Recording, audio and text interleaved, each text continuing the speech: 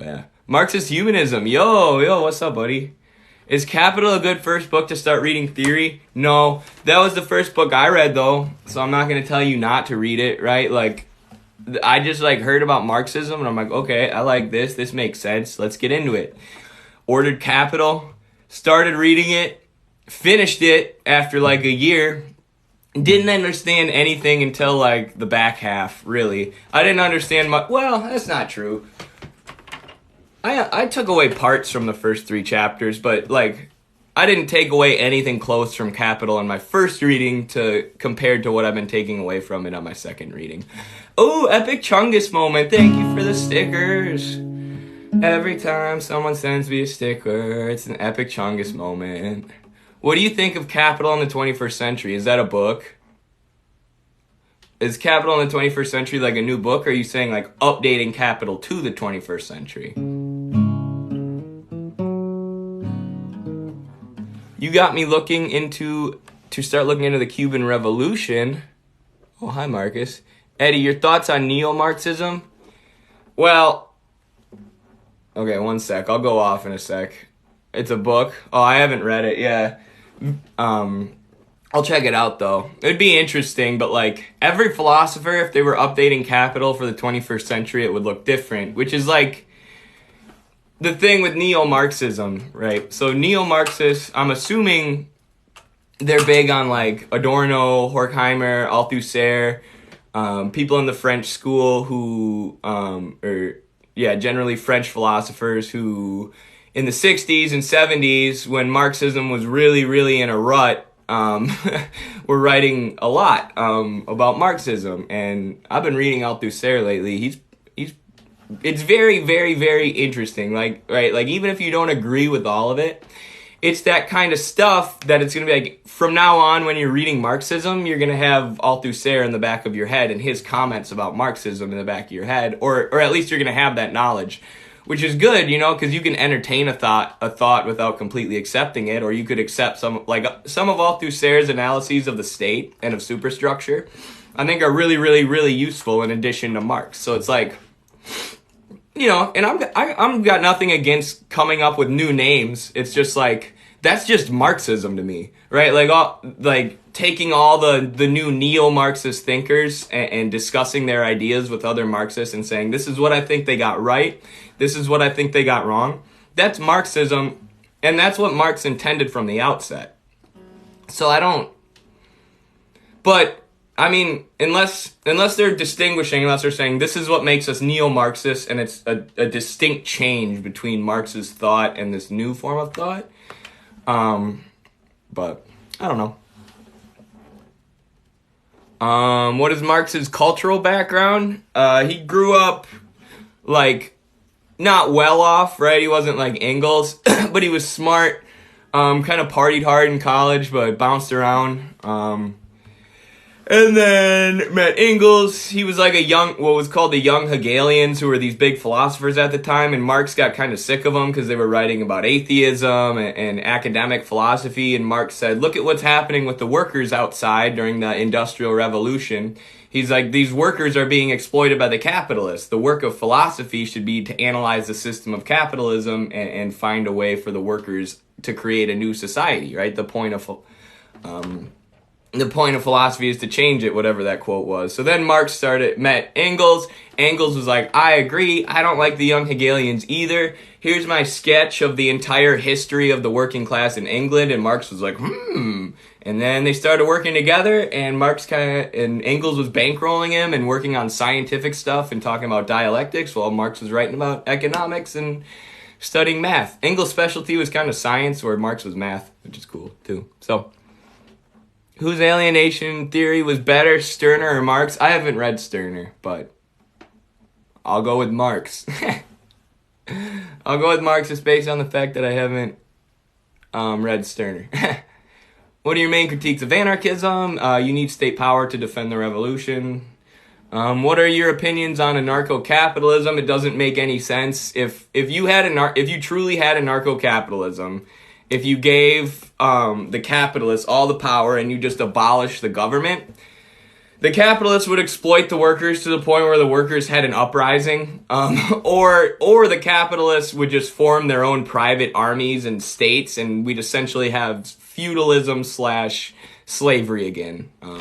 Anarcho-capitalism is a ridiculous idea that you're just going to have perfect market competition and there's going to be no monopolization of markets. There's going to be the capitalists already have private security firms that function as like private militaries. So like, you don't think if we abolish the military and just try and have capitalism that the capitalists aren't going to form their own bodies of armed men to do what they want? Of course that's going to happen.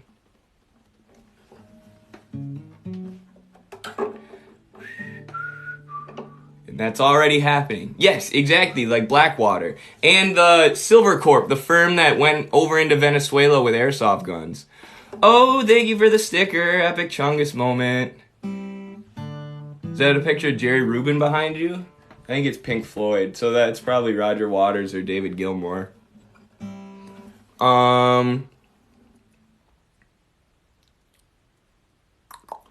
You have to abolish class to remove their power, but you have to seize the state to abolish class. Thoughts on the Comrade Sneak gay video? Which one? I love Comrade Sneak. I don't think it's Sneak gay. I think it's Sneak. And Yemen also. Are there paramilitaries in Yemen? I mean, that makes perfect sense, but...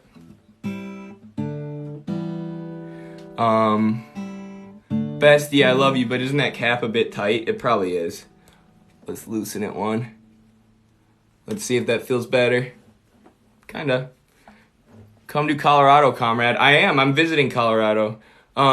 What's your opinion on what's happening in Peru? Oh, with the really close election? Yeah, I need to make a video about it. I don't know why I haven't been doing as many TikTok. Well, it's hard for me to stay up to date with TikTok because I've been using the app less. But I need to do a full video on Peru. The election was super, super close between Castillo and the right-winger. So yeah. Do you have any recommendation for reading leftist theory or leftist history first? History. History is more important. I always, and I kind of studied history of politics and stuff first. But, I mean, you can also read bad histories, right? Like, you can read histories written by liberals and stuff that really won't teach you anything. They'll mostly just focus on the psychology, the how the people in wealth and power acted, right? Like, when you hear liberal historians talk about World War II, they're, like, obsessed with how Hitler acted. Like, and these heroes, Winston Churchill, FDR, Stalin, right? Rather than looking at the class forces and economic, geopolitical forces. So there are bad ways to learn history, but what I do is I always read a history book side by side with a philosophy book. So there's one effect that has. After I read the philosophy book, I feel like I can fly through the history book because I don't have to take it as slow. I don't have to process all the information in my head slowly. I can just kind of fly through it when I'm used to philosophy. Two, all philosophy is trying to look at phenomena that we observe in the world and in history and in society and give explanations to it using words and create structures for which we can understand things if you're a structuralist. So without history, there is no philosophy. So you got to read them both.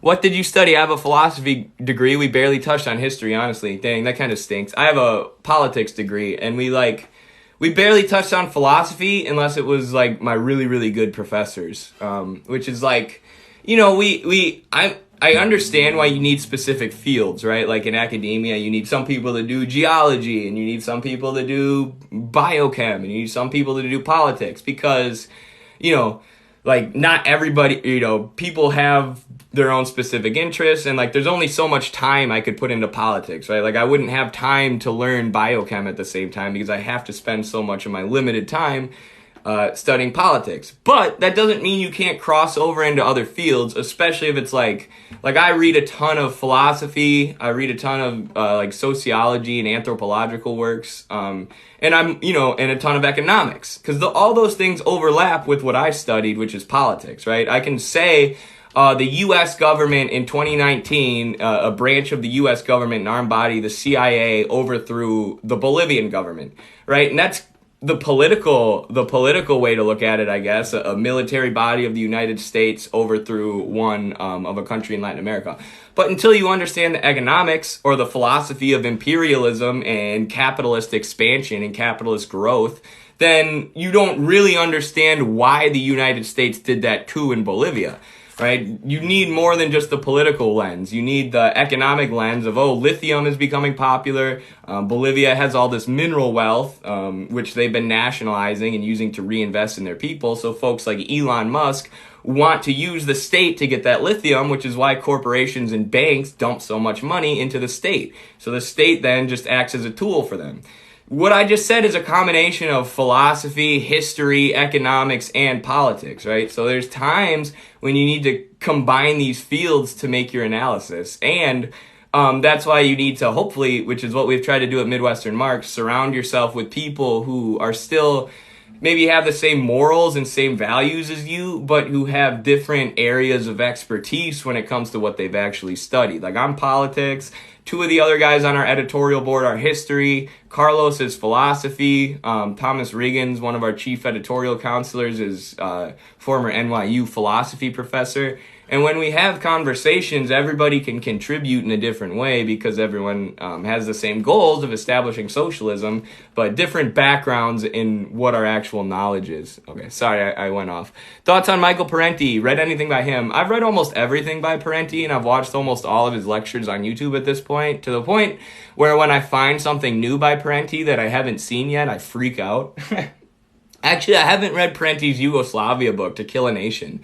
It's kind of expensive, but it's on my reading list. Yes, Michael Parenti is the best. And actually, we were talking about whether you should read history or philosophy. The first book you should read if you want to get into Marxism rather than being a liberal or a social democrat is Black Shirts and Reds.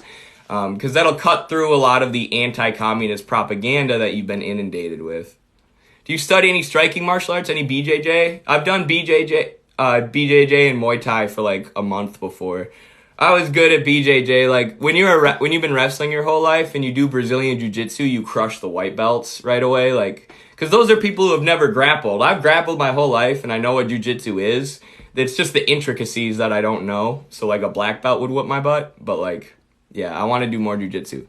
There's anti-capitalist propaganda too, LOL. Yeah, that's a good point. Actually, I don't know if that person meant to say that as a good point. But right, like the Soviet Union and philosophers were never, they called their own stuff propaganda. They were like, yeah, we publish propaganda because we know for the workers, for us, socialism is better than capitalism. So if the capitalists are publishing propaganda to get people on their side, why would we as socialists not also want to publish propaganda? That doesn't mean it's untrue, right? You can publish propaganda that's true. You can publish propaganda that's like a picture of all the food that the capitalists are throwing away, like a political cartoon of a capitalist throwing all the food away because we have, tons of food waste in this system, next to a picture of the 9 million people who starve to death every year, right? And that could be considered propaganda if you made a cartoon like that, but it'd be true. 9 million people do starve to death every year while capitalists make insane amounts of money and waste insane amounts of food. Because it's not profitable unless you sell it to someone who has enough money, the equivalent form of value, to buy it from you, right? Food is not produced to feed people. Food is produced to make money for a capitalist. You could say that's propaganda. That's propaganda that I'm getting on a children's dancing app and saying, hey, you need to be a socialist because the capitalists are starving people to death. It's propaganda. It's also true. So yeah, that's my opinion on it.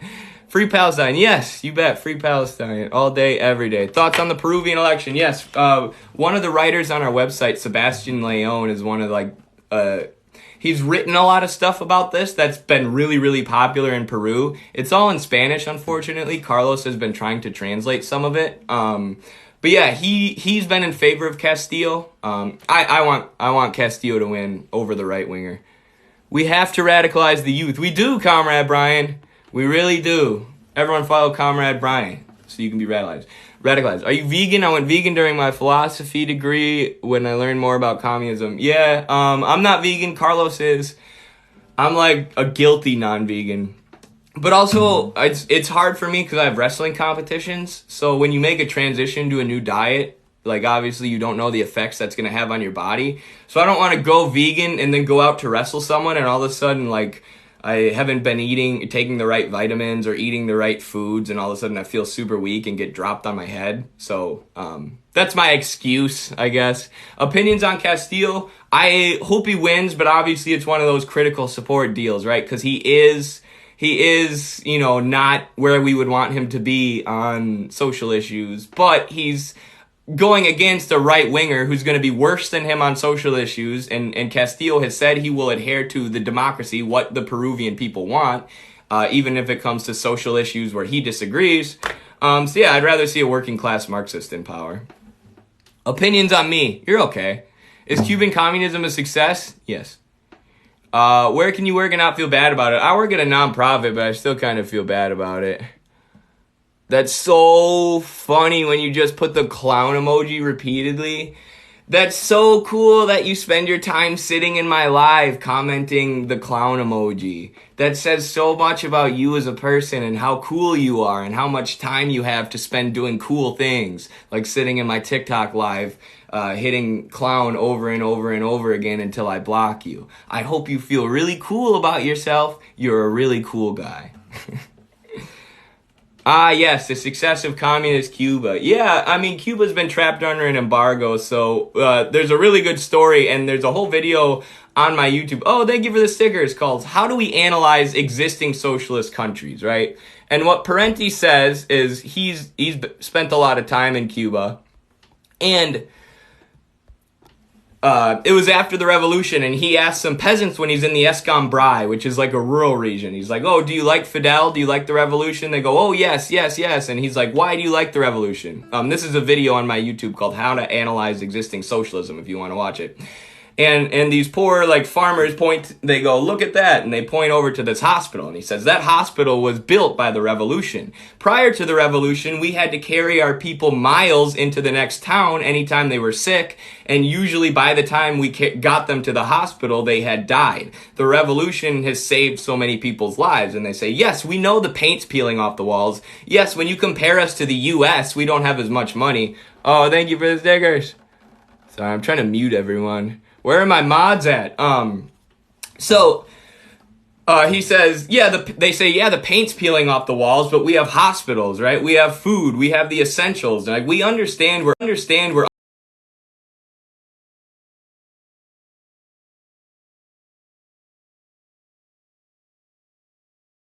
the ocean, making sure that Cuba doesn't trade with the rest of the world, and they're labeling them as a terrorist state.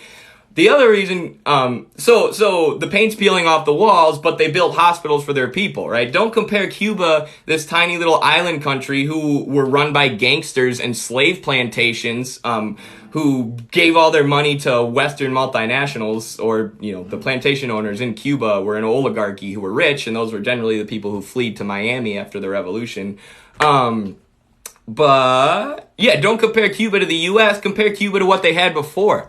Right, compare Cuba to what they were under Batista. That's what.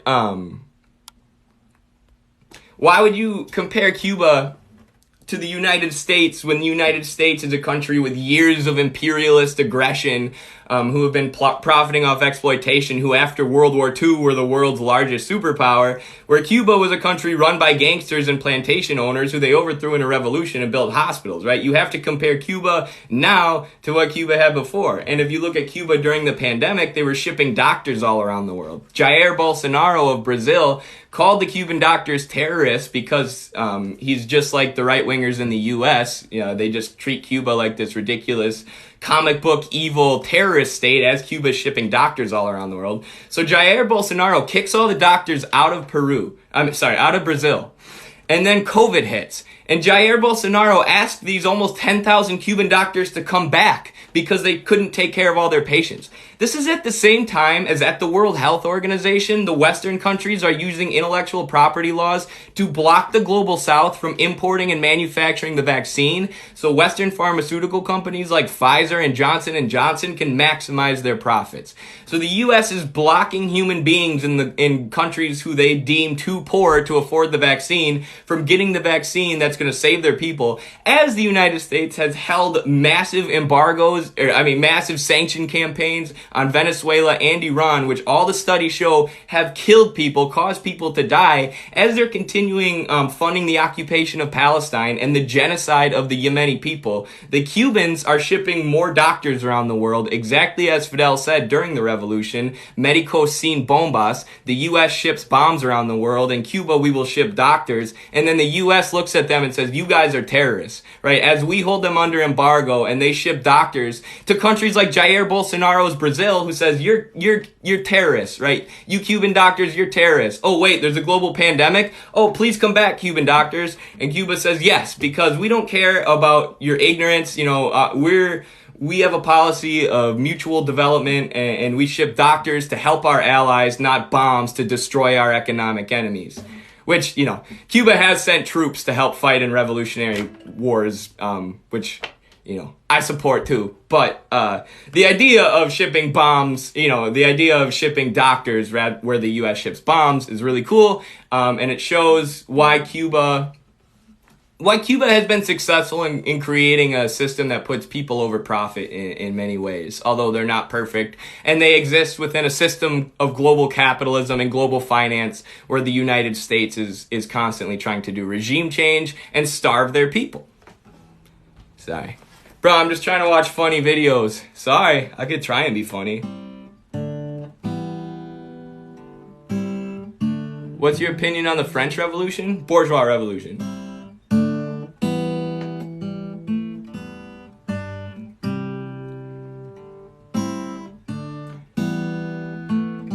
All right, y'all. I think I'm going to make a video on the Peruvian Revolution because that seems what people want to know about. I'm going to make a video on that.